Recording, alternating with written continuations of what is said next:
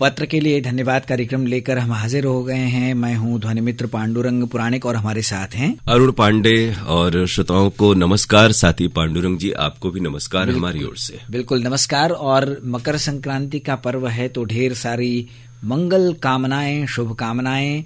और अरुण जी, हम ये कहेंगे कि भाई पतंग उड़ रही है तो थोड़ा सावधानी के साथ उड़ाइए, स्वदेशी पतंग स्वदेशी धागे का उपयोग कीजिए और कोई भी दुर्घटना न हो, कहीं उंगली न कटे, इस बात का ध्यान दीजिए। बच्चों पर विशेष रूप से ध्यान रखिए, क्योंकि सच में ये त्योहार सिर्फ मकर संक्रांति के दिन ही नहीं, और खासतौर से जो पतंगबाजी का बनारस में एक जो इसकी स्थिति है कि हम लोग एक आध महीने तक पतंगे उड़ाते रहते हैं जब तक मौसम बहुत ही तल्ख न हो जाए। जी। तो पतंग उड़ाते समय बहुत ही सावधानी बरतनी है, और ऐसी दुर्घटनाएं प्रायः मांझे को लेकर के सामने आ रही हैं। तो हर कोई सचेत रहे, और इस बारे में समाज में जागरूकता और बदलाव बेहद जरूरी है समय को देखते हुए। जी, कार्यक्रम शुरू करते हैं।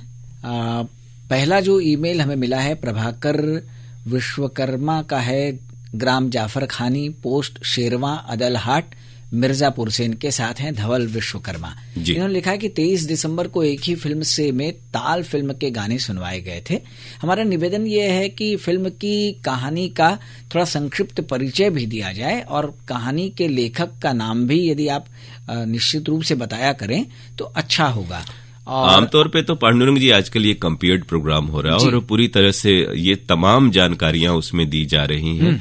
और अगर किसी दिन ऐसा हुआ है कि सिर्फ गीत सुनवाए गए हैं तो उस बारे में हमें देखना होगा। लेकिन इधर जितने भी ये कार्यक्रम होते हैं एक ही फिल्म से, उसमें फिल्म की कहानी, लेखक, निर्देशक और गायक, कलाकार सबका तफसील से जिक्र होता है, तब उसके 5-6-4 गाने सुनवाए जाते हैं आपको। इन्होंने आगे कुछ फिल्मों के नाम लिखे हैं जी, और लिखा है कि यदि आप इन फिल्मों के गाने भी एक ही फिल्म से में सुनवाएंगे तो अच्छा लगेगा, और पुरानी जो भोजपुरी फिल्में हैं कभी कभी उन फिल्मों को भी आप एक ही फिल्म में शामिल कीजिए। ये सुझाव अच्छा है कि हम सामान्य फिल्मों के साथ साथ भोजपुरी में से भी फिल्में, कदाचित जो लोकप्रिय तमाम फिल्में हैं और हमारे पास हैं भी, तो उन्हें भी हम अपने साथियों से कहेंगे कि वो इन फिल्मों को भी लें और उन पर भी कार्यक्रम करें। तो आपकी इस फरमाइश पर हम लोग जरूर गौर करेंगे। प्रभाकर जी, बहुत शुक्रिया। अरुण कुमार मालवीय दर्द त्रिभुवन नाथ मालवीय जी के साथ बड़ी गैबी वाराणसी से हमें ये मेल लिख रहे हैं।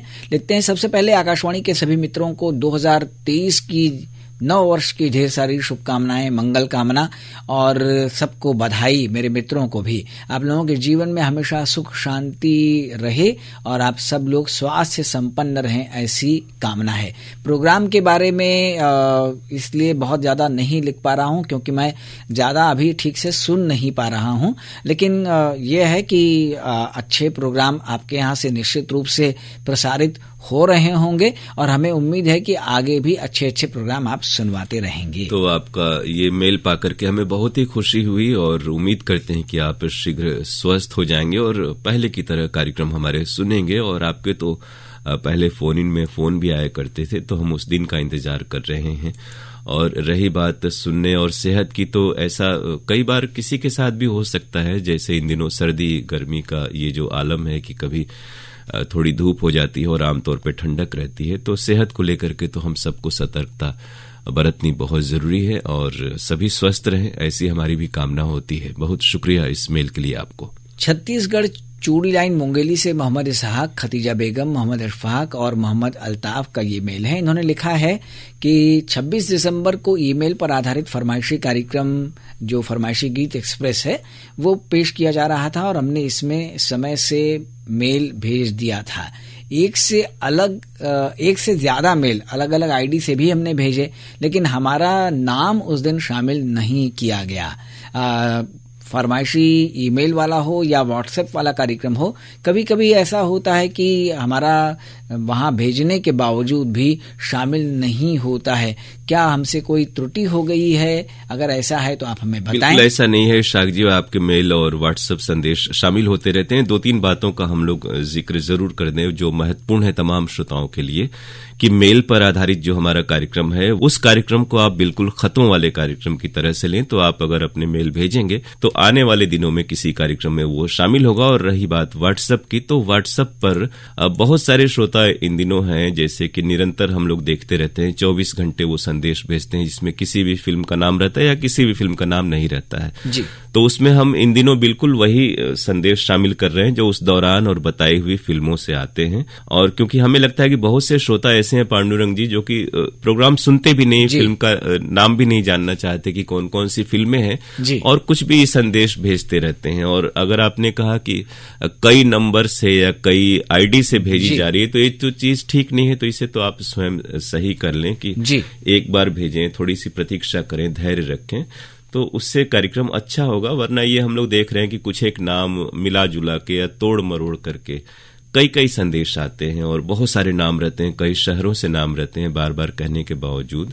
तो इससे कार्यक्रम प्रभावित होता है और गीत हम आपको पूरा नहीं सुनवा पाते, जिसका हमें भी दुख होता है। जी, इन्होंने 27 दिसंबर को भी ऐसी ही बात लिखी है कि उस दिन भी हमारा जो संदेश था वो शामिल थोड़ा सा ये किया करें कि जैसे 12:30 तक ये प्रोग्राम हमारा चलता है, और हाल में एक कार्यक्रम हमने किया तो उसमें देखा कि 12:35-36 तक वो संदेश डिलीवर हुए जो भेजने वाले ने 12:20-24 पे भेजा हुआ था। जी। तो सर्वर से भी कई बार आपके संदेश देरी से आते हैं, वो आपके यहाँ का नेटवर्क हो या कहीं बीच का नेटवर्क हो जी। तो इस कारण से जैसे ही फिल्मों के नाम आपको बताए जाएं, शुरुआत में ही आधे घंटे 40 मिनट के अंदर आप फरमाइश अगर भेज देंगे और उसमें फिल्म का उल्लेख रहेगा तो जरूर शामिल होगा। इन्होंने लिखा है, तुम जो सोचो वो हो जाए, नववर्ष हो ऐसा मंगलकारी, जो भी तुम्हारे निर्णय हो सब के सब हो कल्याणकारी। नववर्ष 2023 पर आप सबको, आकाशवाणी वाराणसी परिवार को हमारी ढेर सारी शुभकामनाएं और बधाई।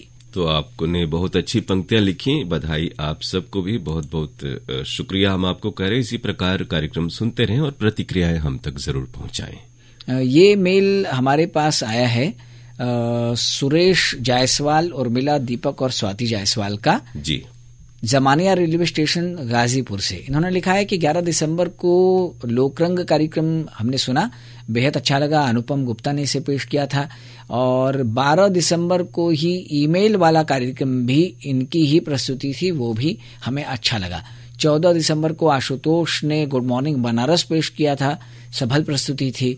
इन्होंने आगे लिखा है कि 14 दिसंबर को आपके पत्र, आपके गीत कार्यक्रम का प्रसारण नहीं हुआ, उसकी जगह ईमेल वाला कार्यक्रम पेश किया गया था। ऐसा क्यों हुआ? कभी कभी ये बदलाव हो जाता है। बिल्कुल हमारी ओर से नहीं होता है, कई बार क्यूशीट की टाइपिंग में ऐसा एरर संभव है, और वो जब होता है तो अगर कोई ध्यान हम लोग की ओर दिलाता है तो हम लोग इस बात का उल्लेख करते हैं। वगरना दोनों ही कार्यक्रम तो आप सोचिए कि फरमाइशी है, आमतौर पे ऐसी तब्दीलियां नहीं होती हैं। लेकिन एक बात कहें सुरेश जी की आपके खत नए हमारे यहाँ नहीं आ रहे हैं निसंदेह, और दूसरी बात ये कि जो फरमाइशी कार्यक्रम है उसमें ये प्रयास करें आप और बाकी हमारे कई एक श्रोता है जी कि वो एक नंबर से एक बार में एक स्थान से 3-4 श्रोताओं के ही नाम भेजें, और जिन परिचितों, रिश्तेदारों या घर के लोगों का नाम वो दूसरे शहरों का या मोहल्लों का लिखना चाहते हैं तो उनसे कहें कि वो मुख्तलिफ नंबरों से वो भेजें। वरना क्या होता है कि एक ही परिवार, एक ही जान पहचान के लोगों से कार्यक्रम का समय बहुत अधिक उसमें देना पड़ता है, और अन्य जो श्रोता है वो जैसे अभी आपने देखा तो वो कहेंगे कि हमारा नाम शामिल नहीं हुआ, और जबकि कुछ ही श्रोताओं के बहुत सारे नाम एक ही व्हाट्सएप में या मेल में रहते हैं वो शामिल होते हैं।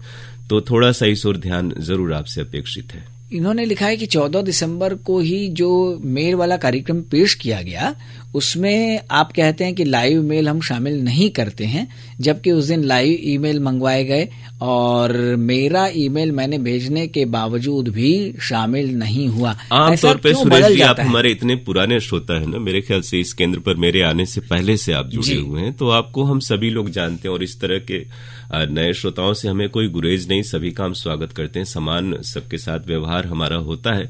लेकिन आप जैसे तमाम कई एक नाम हैं जिनसे एक खास लगाव है, पुराना होने के कारण इसमें कोई दो राय नहीं है। बहुत से आप में से श्रोता केंद्र आया भी करते थे मिलने जुलने के लिए, तो जानबूझकर हमारे साथियों के द्वारा या हम लोगों के द्वारा ऐसी कोई आशंका संभव नहीं है जी।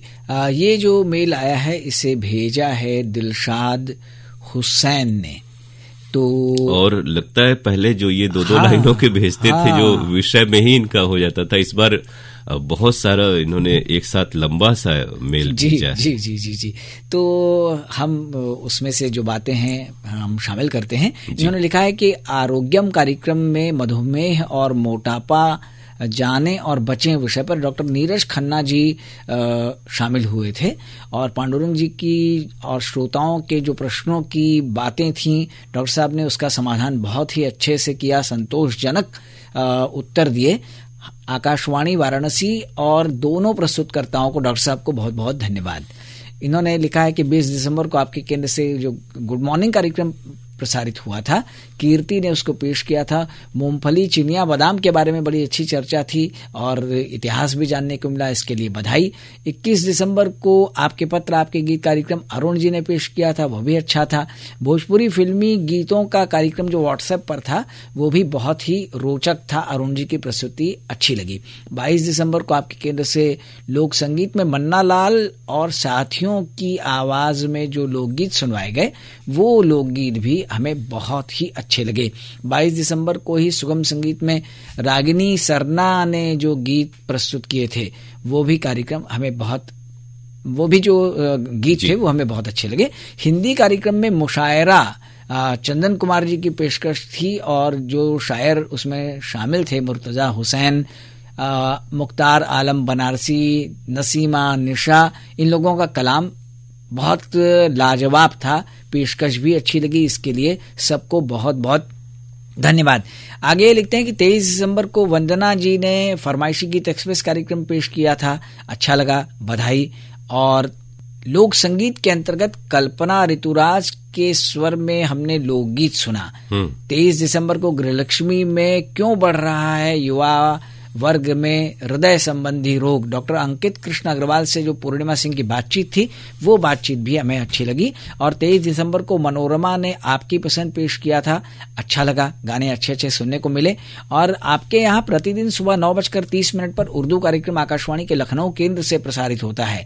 हम इस कार्यक्रम को बहुत ही दिलचस्पी से सुनते हैं और कार्यक्रम बहुत मालूमाती होता है और आपके प्रदेश के दूसरे केंद्रों की प्रस्तुति होती है और वाराणसी केंद्र की प्रस्तुति भी इसमें शामिल होनी चाहिए, हमें ऐसा लगता है और हमारा ये सुझाव है। बहुत सारे हमारे जो केंद्र हैं वहां पर उर्दू कार्यक्रम का अनुभाग है, तो ये एक थोड़ा सा अनुपातिक आधार पर तय होता है और फिलहाल बनारस में उर्दू कार्यक्रम का कोई एकांश या अनुभाग हमारे पास नहीं है। और उस कार्यक्रम में यानी लखनऊ से रिले होने वाले इस कार्यक्रम में यदि कोई शिरकत करना चाहता है, कोई शायर या कोई अदीब, तो वहां का जो डिपार्टमेंट है उर्दू कार्यक्रम का आकाशवाणी लखनऊ का, उससे सीधे राब्ता कायम कर सकता है। दिलशाद जी, इस बार आपका मेल बहुत ही तफसील से और बहुत सारी लाइनों वाला रहा, तो थोड़ा सा ध्यान हमें ये भी देना है कि संक्षेप में बातें हो जाएं, ताकि इसलिए हम एक एक उल्लेख नहीं कर रहे हैं और आपने तमाम कार्यक्रमों का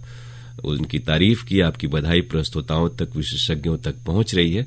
इसी प्रकार कार्यक्रम सुनते रहें और ये जरूर आपका मेल बताता है कि बहुत ही ध्यान से कार्यक्रम आप सुन रहे हैं और हमारी बातों पर अमल भी कर रहे हैं और एक मेल भेज रहे हैं। इसके लिए हम आपको दिली शुक्रिया अदा करते हैं। ग्राम कुरमा पोस्ट डोंगरी, जिला जांजगीर चांपा, छत्तीसगढ़ से दिलदार मिरी का ये संदेश आया है। इन्होंने पहले आकाशवाणी वाराणसी परिवार को 9 वर्ष की हार्दिक बधाई और शुभकामनाएं भेजी हैं।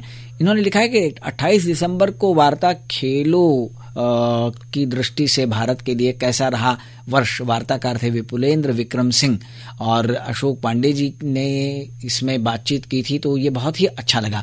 हम और हमारा स्वास्थ्य कार्यक्रम भी बहुत अच्छा लगता है। सर्दी से बचाव और कमर दर्द, इसका इलाज के बारे में जो डॉक्टर अरुण कुमार द्विवेदी जी से बातचीत हुई थी वो भी अच्छी लगी।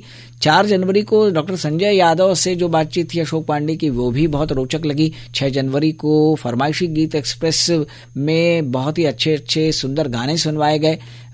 इसको सुनकर हम पत्र लिखने के लिए आतुर हो गए। मेरा ईमेल जरूर शामिल कीजिएगा। तो आपका मेल जरूर शामिल है और तमाम तारीफों के लिए हम आपको शुक्रिया अदा कर रहे हैं। इसी प्रकार आप कार्यक्रम सुने, फिल्मों के अलावे जो बाकी कार्यक्रम है गानों के अलावे उन्हें भी सुने और जरूर अपने अगले मेल में हमारे बाकी कार्यक्रमों का भी उल्लेख करें, हमें अच्छा लगेगा। बहुत शुक्रिया हम कह रहे हैं आपको इस मेल के लिए। हमारे पास अभी राजकुमार पटेल, अनिल गुप्ता, सुनील सिंह और राजकिशोर जी के मेल हैं जिनको हम सुरक्षित रख रहे हैं। ओम प्रकाश मसीहा के मेल के साथ अगले कार्यक्रम में हम इनको जरूर शामिल करेंगे। फिलहाल हम श्रोताओं से विदा लेते हैं और कहते हैं नमस्कार।